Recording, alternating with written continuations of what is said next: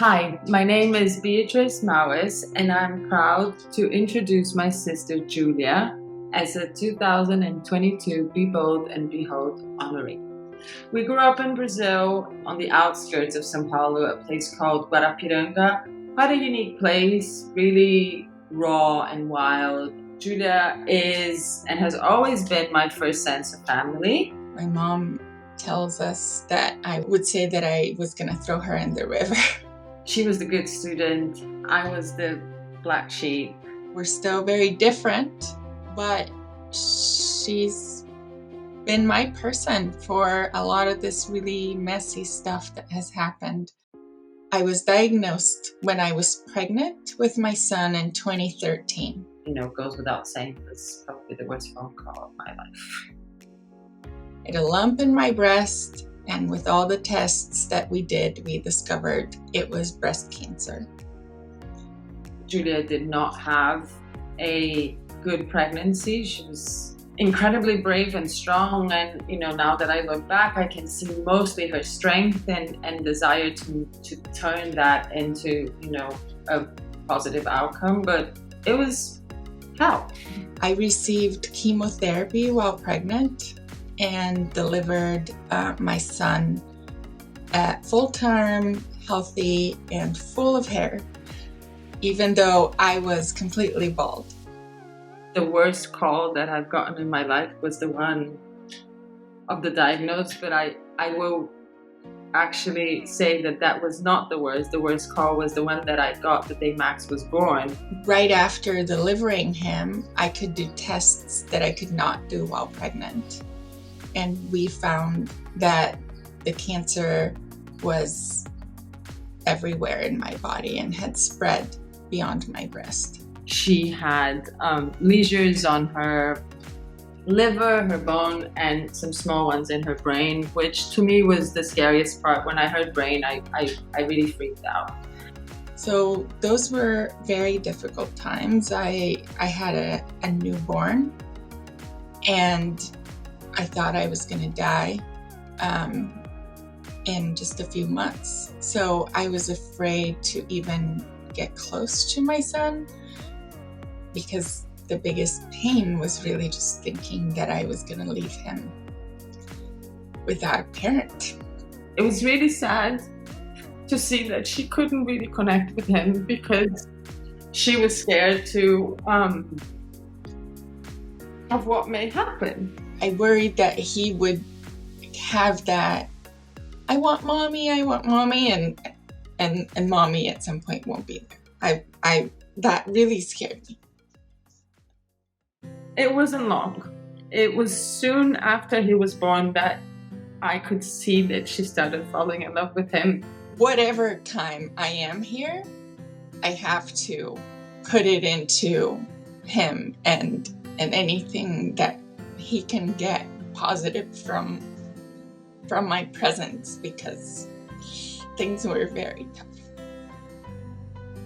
About a year after my diagnosis, I started to respond to therapy, and it's been 9 years. Yeah, I can't believe I'm still here. My son is called Max. He's a tall, busy 8-year-old, silly, funny, social, smart, kind. I don't know. I'm his mom. I'm gonna use all those words. My sister's, like I said before, she's always been, a good student. And I think both in the school and in our family, there was always big hopes, right? Because she was always the best in class. And so I've always had this impression that she was going to be a career woman. I'm an economist, and I used to work for the central bank. I realized that I wasn't able to keep up with all of it and left my career a few years after my diagnosis. At the time, my son was little, but after a few years, he started spending more time at school. I really couldn't go back to work because my treatment is still my priority and still takes a bulk of my time. I wanted to do something with this bonus time.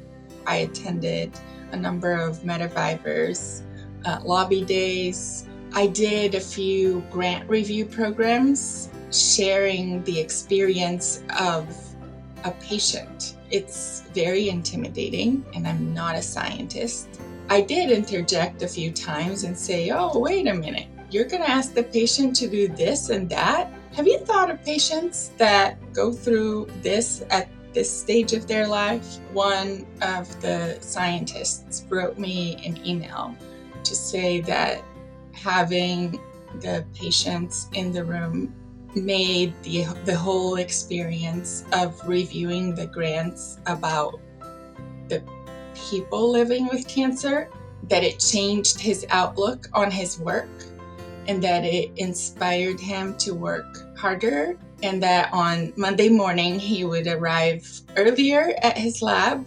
This idea that patients should be involved early and often, that really has become my life's mission. She is very compassionate. She's a very compassionate person, and that inspires me. As I started getting involved in the community and meeting other people, I wanted to help them as well. And that just keeps growing. Instead of advocating for one patient that should get something, you advocate for a whole community to get something.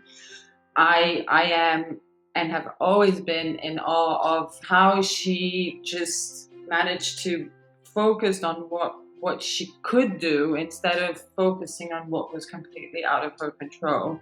It's very, very, very hard to see your friends die. This is the hardest part of advocacy, like by a long shot.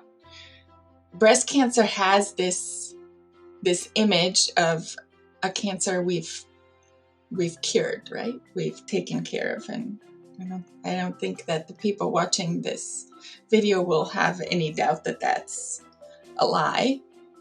The drug I'm on was approved the year before I was diagnosed, and it only exists because someone in a lab went after some protein. I mean, this is what Mediviver funds. The only way that we can actually cure it or end it is if we discover how to treat the people that have the most advanced form. Imagine if, worst case, it is still treatable. And that's what Mediviver puts their money in. Pretty much no one else does only that. I can't emphasize enough how important it is to fund metastatic treatment research.